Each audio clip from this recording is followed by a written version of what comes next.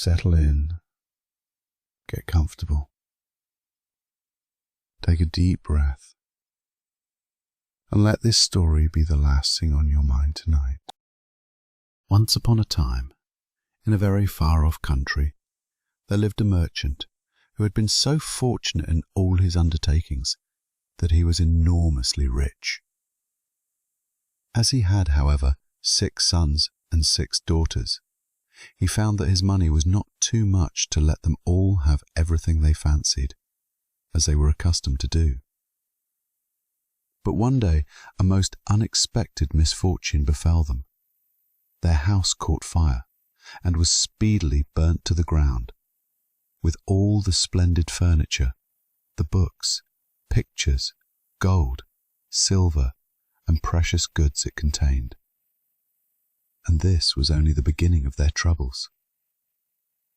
Their father, who had until this moment prospered in all ways, suddenly lost every ship he had upon the sea, either by dint of pirates, shipwreck, or fire. Then he heard that his clerks in distant countries, whom he trusted entirely, had proved unfaithful, and at last, from great wealth, he fell into the direst poverty. All that he had left was a little house in a desolate place, at least 100 leagues from the town in which he had lived, and to this he was forced to retreat with his children, who were in despair at the idea of leading such a different life. Indeed, the daughters at first hoped that their friends, who had been so numerous while they were rich, would insist on their staying in their houses now they no longer possessed one. But they soon found that they were left alone, and that their former friends even attributed their misfortunes to their own extravagance, and showed no intention of offering them any help. So nothing was left for them but to take their departure to the cottage, which stood in the midst of a dark forest, and seemed to be the most dismal place upon the face of the earth. As they were too poor to have any servants, the girls had to work hard, like peasants, and the sons, for their part, cultivated the fields to earn their living. Roughly clothed and living in the simplest way, the girls regretted unceasingly the luxuries and amusements of their former life. Only the youngest tried to be brave and cheerful. She had been as sad as anyone when misfortune overtook her father, but, soon recovering her natural gaiety, she set to work to make the best of things, to amuse her father and brothers as well as she could, and to try to persuade her sisters to join her in dancing and singing. But they would do nothing of the sort, and, because she was not as doleful as themselves, they declared that this miserable life was all she was fit for. But she was really far prettier and cleverer than they were. Indeed, she was so lovely that she was always called Beauty. After 2 years, when they were all beginning to get used to their new life, something happened to disturb their tranquility. Their father received the news that one of his ships, which he had believed to be lost, had come safely into port with a rich cargo. All the sons and daughters at once thought that their poverty was at an end, and wanted to set out directly for the town. But their father, who was more prudent, begged them to wait a little, and, though it was harvest time and he could ill be spared, determined to go himself first to make inquiries. Only the youngest daughter had any doubt but that they would soon again be as rich as they were before, or at least rich enough to live comfortably in some town where they would find amusement and gay companions once more. So they all loaded their father with commissions for jewels and dresses which it would have taken a fortune to buy. Only Beauty, feeling sure that it was of no use, did not ask for anything. Her father, noticing her silence, said, "And what shall I bring for you, Beauty?" "The only thing I wish for is to see you come home safely," she answered. But this only vexed her sisters, who fancied she was blaming them for having asked for such costly things. Her father, however, was pleased, But as he thought that at her age she certainly ought to like pretty presents, he told her to choose something. "Well, dear father," she said, "as you insist upon it, I beg that you will bring me a rose. I have not seen one since we came here, and I love them so much." So the merchant set out and reached the town as quickly as possible, but only to find that his former companions, believing him to be dead, had divided between them the goods which the ship had brought. And after 6 months of trouble and expense, he found himself as poor as when he started, having been able to recover only just enough to pay the cost of his journey. To make matters worse, he was obliged to leave the town in the most terrible weather, so that by the time he was within a few leagues of his home, he was almost exhausted with cold and fatigue. Though he knew it would take some hours to get through the forest, he was so anxious to be at his journey's end that he resolved to go on. But night overtook him, and the deep snow and bitter frost made it impossible for his horse to carry him any further. Not a house was to be seen. The only shelter he could get was the hollow trunk of a great tree, and there he crouched all the night, which seemed to him the longest he had ever known. In spite of his weariness, the howling of the wolves kept him awake, and even when at last the day broke, he was not much better off, for the falling snow had covered up every path, and he did not know which way to turn. At length he made out some sort of track, and though at the beginning it was so rough and slippery that he fell down more than once, it presently became easier and led him into an avenue of trees which ended in a splendid castle. It seemed to the merchant very strange that no snow had fallen in the avenue, which was entirely composed of orange trees, covered with flowers and fruit. When he reached the first court of the castle, he saw before him a flight of agate steps, and went up them, and passed through several splendidly furnished rooms. The pleasant warmth of the air revived him, and he felt very hungry. But there seemed to be nobody in all this vast and splendid palace whom he could ask to give him something to eat. Deep silence reigned everywhere, and at last, tired of roaming through empty rooms and galleries, he stopped in a room smaller than the rest, where a clear fire was burning and a couch was drawn up closely to it. Thinking that this must be prepared for someone who was expected, he sat down to wait till he should come, and very soon fell into a sweet sleep. When his extreme hunger wakened him after several hours, he was still alone, but a little table, upon which was a good dinner, had been drawn up close to him, and, as he had eaten nothing for 24 hours, he lost no time in beginning his meal, hoping that he might soon have an opportunity of thanking his considerate entertainer, whoever it might be.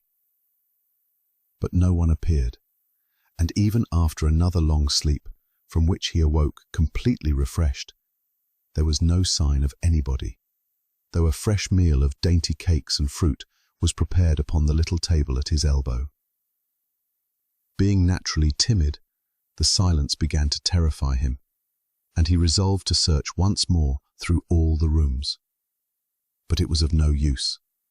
Not even a servant was to be seen. There was no sign of life in the palace. He began to wonder what he should do, and to amuse himself by pretending that all the treasures he saw were his own, and considering how he would divide them among his children. Then he went down into the garden, and though it was winter everywhere else, here the sun shone, and the birds sang, and the flowers bloomed, and the air was soft and sweet. The merchant, in ecstasies with all he saw and heard, said to himself, "All this must be meant for me. I will go this minute and bring my children to share all these delights." In spite of being so cold and weary when he reached the castle, he had taken his horse to the stable and fed it. Now he thought he would saddle it for his homeward journey, and he turned down the path which led to the stable. This path had a hedge of roses on each side of it, and the merchant thought he had never seen or smelt such exquisite flowers. They reminded him of his promise to Beauty, and he stopped and had just gathered one to take to her when he was startled by a strange noise behind him. Turning round, he saw a frightful beast, which seemed to be very angry, and said in a terrible voice, "Who told you that you might gather my roses? Was it not enough that I allowed you to be in my palace and was kind to you? This is the way you show your gratitude, by stealing my flowers. But your insolence shall not go unpunished." The merchant, terrified by these furious words, dropped the fatal rose, and throwing himself on his knees, cried, "Pardon me, noble sir. I am truly grateful to you for your hospitality, which was so magnificent that I could not imagine that you would be offended by my taking such a little thing as a rose." But the beast's anger was not lessened by this speech. "You are very ready with excuses and flattery," he cried, "but that will not save you from the death you deserve." "Alas," thought the merchant, "if my daughter could only know what danger her rose has brought me into." And in despair he began to tell the beast all his misfortunes and the reason of his journey, not forgetting to mention Beauty's request. "A king's ransom would hardly have procured all that my other daughters asked," he said, "but I thought that I might at least take Beauty her rose. I beg you to forgive me, for you see, I meant no harm." The beast considered for a moment, and then he said in a less furious tone, "I will forgive you on one condition. That is, that you will give me one of your daughters." "Ah," cried the merchant, "if I were cruel enough to buy my own life at the expense of one of my children's, what excuse could I invent to bring her here?" "No excuse would be necessary," answered the beast. "If she comes at all, she must come willingly. On no other condition will I have her. See if any one of them is courageous enough and loves you well enough to come and save your life. You seem to be an honest man, so I will trust you to go home. I give you a month to see if either of your daughters will come back with you and stay here, to let you go free. If neither of them is willing, you must come alone, after bidding them goodbye forever, for then you will belong to me. And do not imagine that you can hide from me, for if you fail to keep your word, I will come and fetch you," added the beast grimly. The merchant accepted this proposal, though he did not really think any of his daughters could be persuaded to come. He promised to return at the time appointed, and then, anxious to escape from the presence of the beast, he asked permission to set off at once. But the beast answered that he could not go until next day. "Then you will find a horse ready for you," he said. "Now go and eat your supper, and await my orders." The poor merchant, more dead than alive, went back to his room, where the most delicious supper was already served on the little table, which was drawn up before a blazing fire. But he was too terrified to eat, and only tasted a few of the dishes, for fear the beast should be angry if he did not obey his orders. When he had finished, he heard a great noise in the next room, which he knew meant that the beast was coming. As he could do nothing to escape his visit, the only thing that remained was to seem as little afraid as possible. So when the beast appeared and asked roughly if he had supped well, the merchant answered humbly that he had, thanks to his host's kindness. Then the beast warned him to remember their agreement and to prepare his daughter exactly for what she had to expect. "Do not get up tomorrow," he added, "until you see the sun and hear a golden bell ring. Then you will find your breakfast waiting for you here, and the horse you are to ride will be ready in the courtyard. He will also bring you back again when you come with your daughter a month hence. Farewell. Take a rose to Beauty, and remember your promise." The merchant was only too glad when the beast went away, and though he could not sleep for sadness, he lay down until the sun rose. Then, after a hasty breakfast, he went to gather Beauty's rose and mounted his horse, which carried him off so swiftly that in an instant he had lost sight of the palace, and he was still wrapped in gloomy thoughts when it stopped before the door of the cottage. His sons and daughters, who had been very uneasy at his long absence, rushed to meet him, eager to know the result of his journey, which, seeing him mounted upon a splendid horse and wrapped in a rich mantle, they supposed to be favourable. He hid the truth from them at first, only saying sadly to Beauty as he gave her the rose, "Here is what you asked me to bring you. You little know what it has cost." But this excited their curiosity so greatly that presently he told them his adventures from beginning to end. And then they were all very unhappy. The girls lamented loudly over their lost hopes, and the sons declared that their father should not return to this terrible castle, and began to make plans for killing the beast if it should come to fetch him. But he reminded them that he had promised to go back. Then the girls were very angry with Beauty and said it was all her fault, and that if she had asked for something sensible, this would never have happened, and complained bitterly that they should have to suffer for her folly. Poor Beauty, much distressed, said to them, "I have indeed caused this misfortune, but I assure you I did it innocently. Who could have guessed that to ask for a rose in the middle of summer would cause so much misery? But as I did the mischief, it is only just that I should suffer for it. I will therefore go back with my father to keep his promise." At first nobody would hear of this arrangement, and her father and brothers, who loved her dearly, declared that nothing should make them let her go. But Beauty was firm. As the time drew near, she divided all her little possessions between her sisters and said goodbye to everything she loved. And when the fatal day came, she encouraged and cheered her father as they mounted together the horse which had brought him back. It seemed to fly rather than gallop, but so smoothly that Beauty was not frightened. Indeed, she would have enjoyed the journey if she had not feared what might happen to her at the end of it.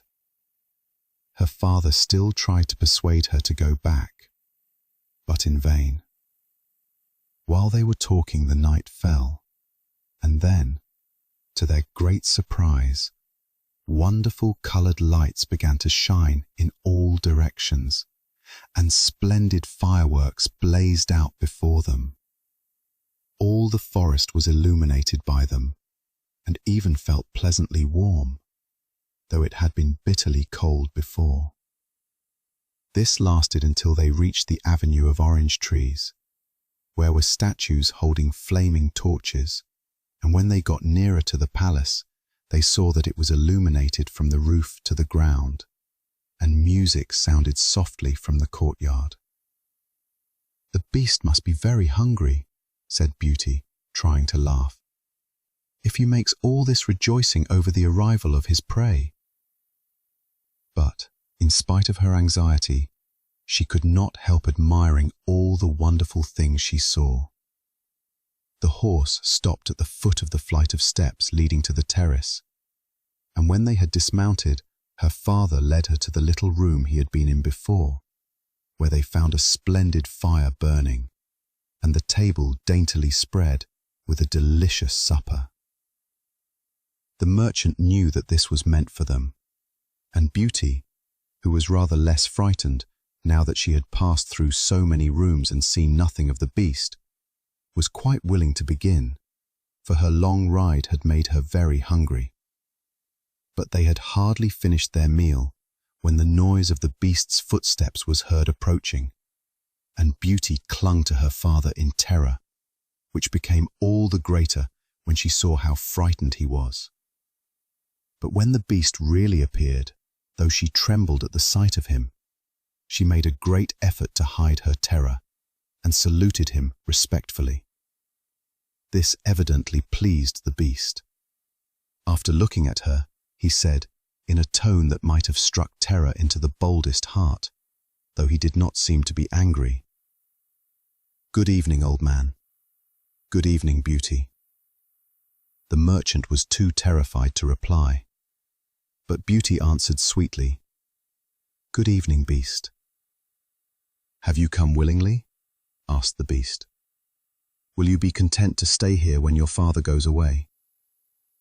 Beauty answered bravely that she was quite prepared to stay. "I am pleased with you," said the beast. "As you have come of your own accord, you may stay. As for you, old man," he added, turning to the merchant, "at sunrise tomorrow you will take your departure. When the bell rings, get up quickly and eat your breakfast, and you will find the same horse waiting to take you home. But remember that you must never expect to see my palace again." Then turning to Beauty, he said, "Take your father into the next room and help him to choose everything you think your brothers and sisters would like to have. You will find 2 travelling trunks there. Fill them as full as you can. It is only just that you should send them something very precious as a remembrance of yourself." Then he went away after saying, "Goodbye, Beauty. Goodbye, old man." And though Beauty was beginning to think with great dismay of her father's departure, she was afraid to disobey the beast's orders, and they went into the next room, which had shelves and cupboards all round it. They were greatly surprised at the riches it contained. There were splendid dresses fit for a queen, with all the ornaments that were to be worn with them. And when Beauty opened the cupboards, she was quite dazzled by the gorgeous jewels that lay in heaps upon every shelf. After choosing a vast quantity, which she divided between her sisters, for she had made a heap of the wonderful dresses for each of them, she opened the last chest, which was full of gold. "I think, father," she said, "that as the gold will be more useful to you, we had better take out the other things again and fill the trunks with it." So they did this, but the more they put in, the more room there seemed to be, and at last they put back all the jewels and dresses they had taken out, and Beauty even added as many more of the jewels as she could carry at once. And then the trunks were not too full, but they were so heavy that an elephant could not have carried them. "The beast was mocking us," cried the merchant. "He must have pretended to give us all these things, knowing that I could not carry them away." "Let us wait and see," answered Beauty. "I cannot believe that he meant to deceive us. All we can do is to fasten them up and leave them ready." So they did this and returned to the little room where, to their astonishment, they found breakfast ready. The merchant ate his with a good appetite, as the beast's generosity made him believe that he might, perhaps, venture to come back soon and see Beauty. But she felt sure that her father was leaving her forever, so she was very sad when the bell rang sharply for the second time and warned them that the time had come for them to part. They went down into the courtyard, where 2 horses were waiting, one loaded with the 2 trunks, the other for him to ride. They were pawing the ground in their impatience to start, and the merchant was forced to bid Beauty a hasty farewell. And as soon as he was mounted, he went off at such a pace that she lost sight of him in an instant. Then Beauty began to cry, and wandered sadly back to her own room. But she soon found that she was very sleepy, and, as she had nothing better to do, she lay down and instantly fell asleep. And then she dreamed that she was walking by a brook bordered with trees, and lamenting her sad fate, when a young prince, handsomer than anyone she had ever seen, and with a voice that went straight to her heart, came and said to her, "Ah, Beauty, you are not so unfortunate as you suppose. Here you will be rewarded for all you have suffered elsewhere. Your every wish shall be gratified. Only try to find me out, no matter how I may be disguised, as I love you dearly, and in making me happy, you will find your own happiness. Be as true-hearted as you are beautiful, and we shall have nothing left to wish for." "What can I do, Prince, to make you happy?" said Beauty. "Only be grateful," he answered, "and do not trust too much to your eyes. And above all, do not desert me until you have saved me from my cruel misery." After this she thought she found herself in a room with a stately and beautiful lady, who said to her, "Dear Beauty, try not to regret all you have left behind you, for you are destined to a better fate. Only do not let yourself be deceived by appearances." Beauty found her dreams so interesting that she was in no hurry to awake. But presently the clock roused her by calling her name softly 12 times. And then she got up and found her dressing table set out with everything she could possibly want. And when her toilet was finished, she found dinner was waiting in the room next to hers. But dinner does not take very long when you are all by yourself, and very soon she sat down cosily in the corner of a sofa and began to think about the charming prince she had seen in her dream. "He said I could make him happy," said Beauty to herself. "It seems, then, that this horrible beast keeps him a prisoner. How can I set him free? I wonder why they both told me not to trust to appearances. I don't understand it. But, after all, it was only a dream. So why should I trouble myself about it? I had better go and find something to do to amuse myself." So she got up and began to explore some of the many rooms of the palace. The first she entered was lined with mirrors, and Beauty saw herself reflected on every side, and thought she had never seen such a charming room. Then a bracelet which was hanging from a chandelier caught her eye, and on taking it down, she was greatly surprised to find that it held a portrait of her unknown admirer, just as she had seen him in her dream. With great delight she slipped the bracelet on her arm and went on into a gallery of pictures, where she soon found a portrait of the same handsome prince, as large as life, and so well painted that as she studied it, he seemed to smile kindly at her.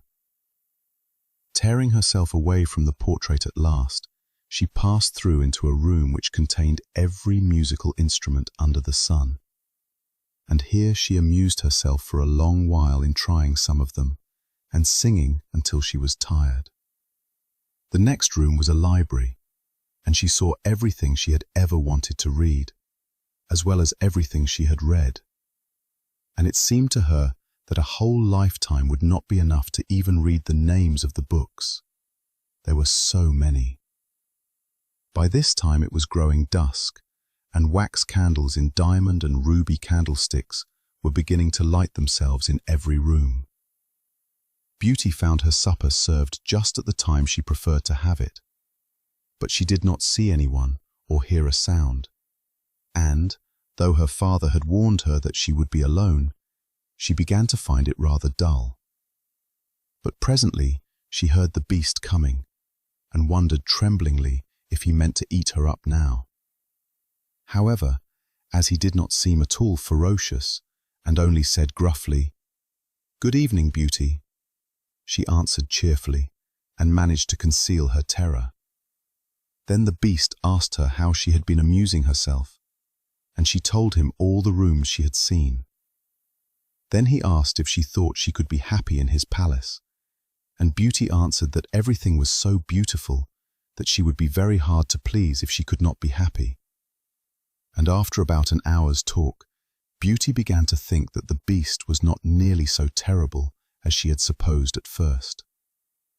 Then he got up to leave her, and said in his gruff voice, "Do you love me, Beauty? Will you marry me?" "Oh, what shall I say?"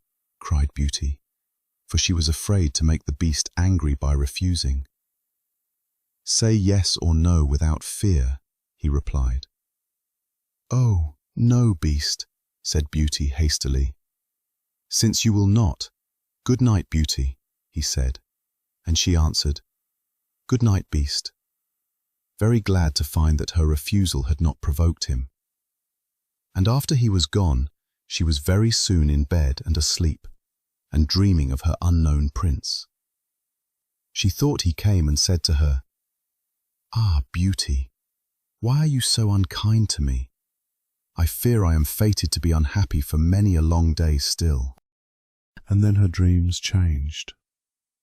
But the charming prince figured in them all, and when morning came, her first thought was to look at the portrait and see if it was really like him. And she found that it certainly was.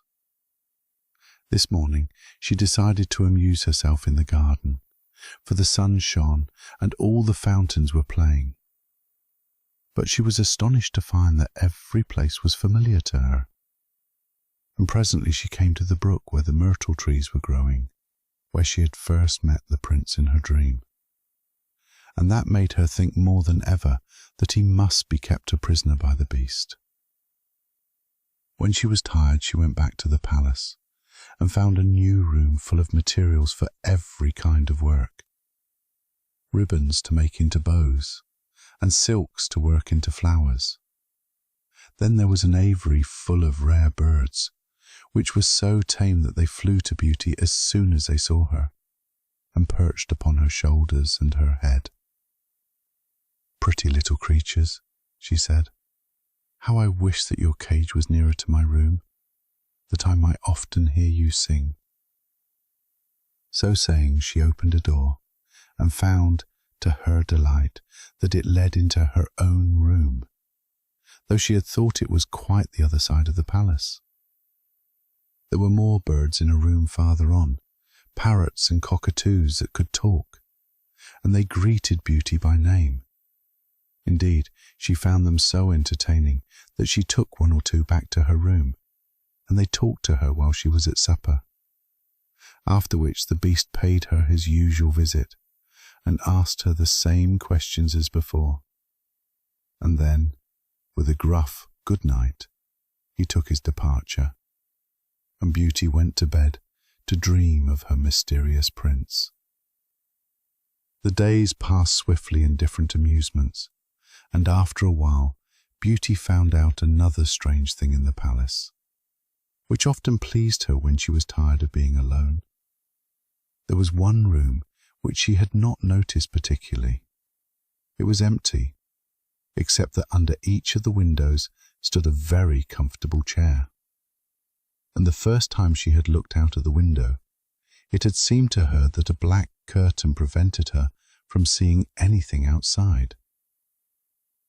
But the second time she went into the room, happening to be tired, she sat down in one of the chairs, when instantly the curtain was rolled aside, and a most amusing pantomime was acted before her. There were dances, and coloured lights, and music, and pretty dresses, and it was all so gay that Beauty was in ecstasies. After that she tried the other 7 windows in turn, and there was some new and surprising entertainment to be seen from each of them. so that Beauty never could feel lonely any more. Every evening after supper, the Beast came to see her, and always before saying good night, asked her in his terrible voice, "Beauty, will you marry me?" And it seemed to Beauty, now she understood him better, that when she said, "No, Beast," he went away quite sad.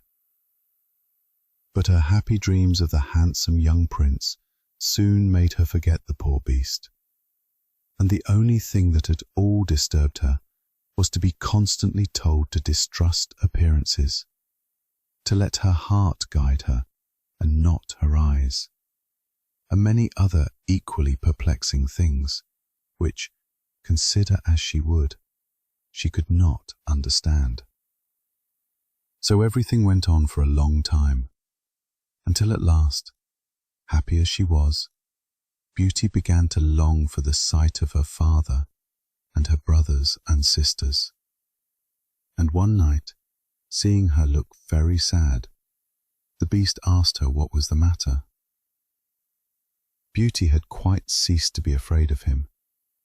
Now she knew that he was really gentle in spite of his ferocious looks and his dreadful voice. So she answered that she was longing to see her home once more.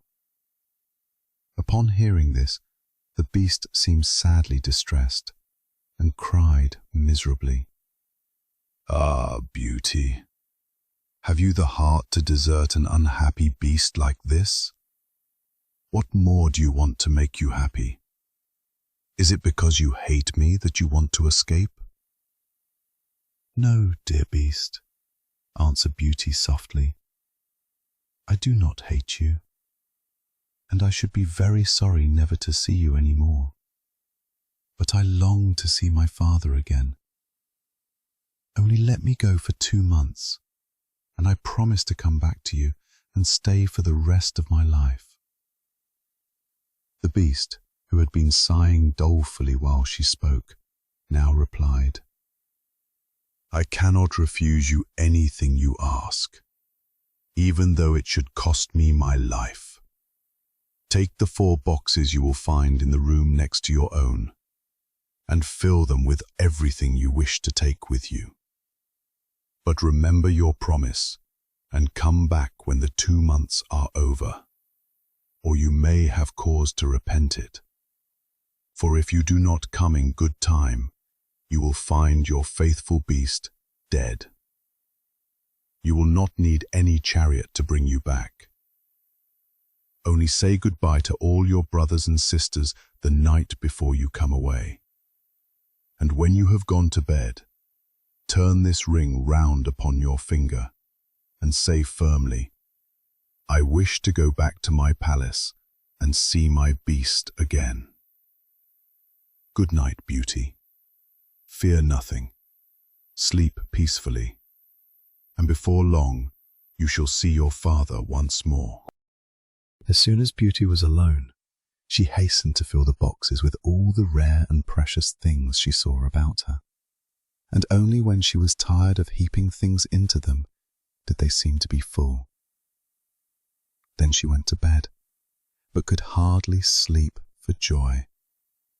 And when at last she did begin to dream of her beloved prince, she was grieved to see him stretched upon a grassy bank, sad and weary, and hardly like himself. "What is the matter?" she cried. He looked at her reproachfully and said, "How can you ask me, cruel one? Are you not leaving me to my death, perhaps?"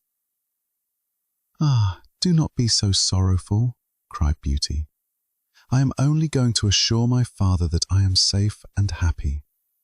I have promised the Beast faithfully that I will come back, and he would die of grief if I did not keep my word."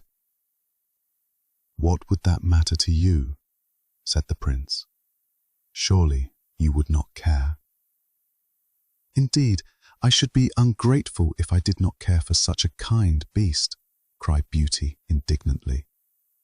"I would die to save him from pain. I assure you, It is not his fault that he is so ugly." Just then, a strange sound woke her. Someone was speaking not very far away, and opening her eyes, she found herself in a room she had never seen before, which was certainly not nearly so splendid as those she was used to in the beast's palace. Where could she be? She got up and dressed hastily, and then saw that the boxes she had packed the night before were all in the room. While she was wondering by what magic the beast had transported them and herself to this strange place, she suddenly heard her father's voice, and rushed out and greeted him joyfully. Her brothers and sisters were all astonished at her appearance, as they had never expected to see her again, and there was no end to the questions they asked her. She had also much to hear about what had happened to them while she was away, and of her father's journey home. But when they heard that she had only come to be with them for a short time, and then must go back to the beast's palace forever, they lamented loudly. Then Beauty asked her father what he thought could be the meaning of her strange dreams, and why the prince constantly begged her not to trust to appearances. After much consideration, he answered, "You tell me yourself that the beast, frightful as he is, loves you dearly, and deserves your love and gratitude for his gentleness and kindness. I think the prince must mean you to understand that you ought to reward him by doing as he wishes you to, in spite of his ugliness." Beauty could not help seeing that this seemed very probable. Still, when she thought of her dear prince, who was so handsome, she did not feel at all inclined to marry the beast. At any rate, for 2 months she need not decide, but could enjoy herself with her sisters. But though they were rich now, and lived in town again, and had plenty of acquaintances, Beauty found that nothing amused her very much, and she often thought of the palace, where she was so happy, especially as at home she never once dreamed of her dear prince, and she felt quite sad without him. Then her sisters seemed to have got quite used to being without her, and even found her rather in the way, so she would not have been sorry when the 2 months were over, but for her father and brothers, who begged her to stay, and seemed so grieved at the thought of her departure that she had not the courage to say goodbye to them. Every day when she got up, she meant to say it at night, and when night came she put it off again, until at last she had a dismal dream which helped her to make up her mind. She thought she was wandering in a lonely path in the palace gardens, when she heard groans which seemed to come from some bushes hiding the entrance of a cave, and running quickly to see what could be the matter, she found the beast stretched out upon his side, apparently dying.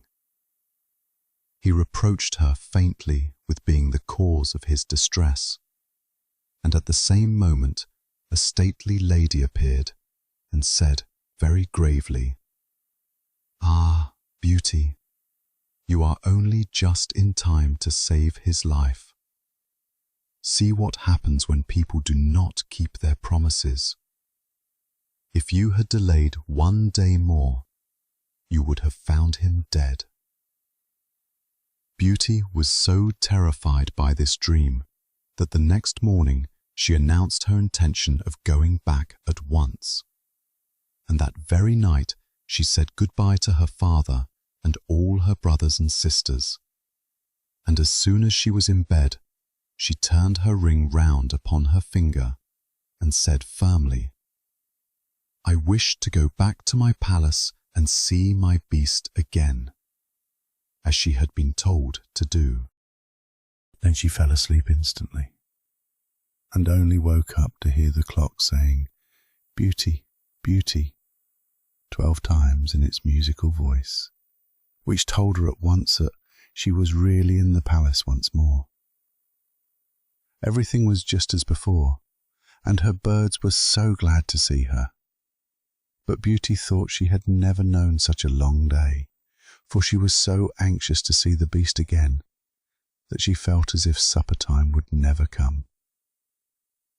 But when it did come, and no Beast appeared, she was really frightened.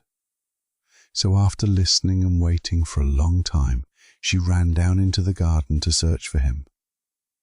Up and down the paths and avenues ran poor Beauty, calling him in vain, for no one answered, and not a trace of him could she find, until at last, quite tired, she stopped for a minute's rest, and saw that she was standing opposite the shady path she had seen in her dream. She rushed down it, and sure enough, there was a cave, and in it lay the Beast, asleep, as Beauty thought. Quite glad to have found him, she ran up and stroked his head. But to her horror, he did not move or open his eyes. "Oh, he is dead, and it is all my fault," said Beauty, crying bitterly. But then, looking at him again, she fancied he still breathed, and hastily fetching some water from the nearest fountain, she sprinkled it over his face, and to her great delight, he began to revive. "Oh, Beast, how you frightened me!" she cried. "I never knew how much I loved you until just now, when I feared I was too late to save your life." "Can you really love such an ugly creature as I am?" said the Beast faintly. "Ah, Beauty, you only came just in time. I was dying because I thought you had forgotten your promise. But go back now and rest. I shall see you again by and by." Beauty, who had half expected that he would be angry with her, was reassured by his gentle voice, and went back to the palace, where supper was awaiting her. And afterward, the Beast came in as usual, and talked about the time she had spent with her father, asking if she had enjoyed herself, and if they had all been very glad to see her. Beauty answered politely, and quite enjoyed telling him all that had happened to her. And when at last the time came for him to go, and he asked, as he had so often asked before, "Beauty, will you marry me?" she answered softly, "Yes, dear Beast." As she spoke, a blaze of light sprang up before the windows of the palace. Fireworks crackled and guns banged, and across the avenue of orange trees, in letters all made of fireflies, was written, "Long live the Prince and his bride." Turning to ask the Beast what it could all mean, Beauty found that he had disappeared, and in his place stood her long-loved prince. At the same moment the wheels of a chariot were heard upon the terrace, and 2 ladies entered the room. One of them Beauty recognized as the stately lady she had seen in her dreams. The other was also so grand and queenly that Beauty hardly knew which to greet first. But the one she already knew said to her companion, "Well, Queen, this is Beauty, who has had the courage to rescue your son from the terrible enchantment. They love one another, and only your consent to their marriage is wanting to make them perfectly happy." "I consent with all my heart," cried the Queen. "How can I ever thank you enough, charming girl? for having restored my dear son to his natural form." And then she tenderly embraced Beauty and the prince, who had meanwhile been greeting the fairy and receiving her congratulations. "Now," said the fairy to Beauty, "I suppose you would like me to send for all your brothers and sisters to dance at your wedding." And so she did, and the marriage was celebrated the very next day with the utmost splendor, and Beauty and the prince lived happily ever after.